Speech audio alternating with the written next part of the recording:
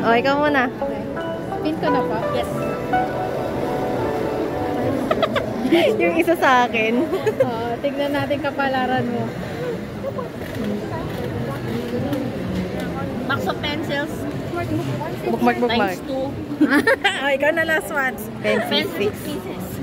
6, 12, 18.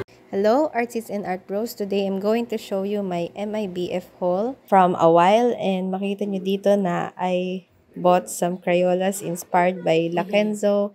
And also got some cool freebies from Limelight. And then, ito din yung mga other kong binili from other bookstores. So, mga zines. And then, of course, some books. And nag-journal na rin ako dito. And then, I also had this Limelight planner na di ko pa nagagamit, which is for 100 pages and numbered siya sa ilalim. So, that's cool. And may stickers din siya.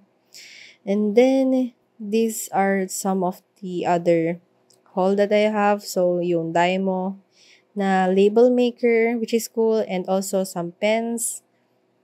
And then, this is the part where I journal.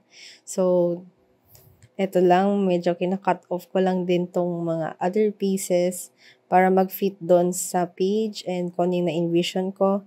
And totally na-enjoy ko yung MIBF and I'm looking forward for next year.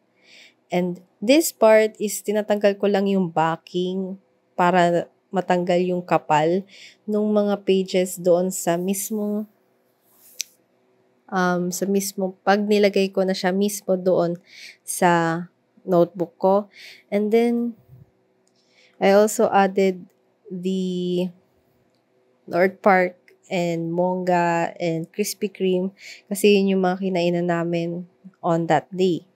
And these parts is just sticking onto the page and thinking about the composition and stuff. And then, of course, hindi mawawala yung washi tape. Kaya nilagay ko tong star washi tape there. And sorry guys, dun sa aspect ratio kasi I filmed this for TikTok. So, now I just transferred it dito sa YouTube din. Then, of course, I'm going to add some bits here and there dun sa taas and sa baba. And also add the date. And use the Crayola whenever. And then, I wrote some stuff there na makikita nyo within the next seconds. So, please enjoy the rest of the video. And thank you for watching. And bye!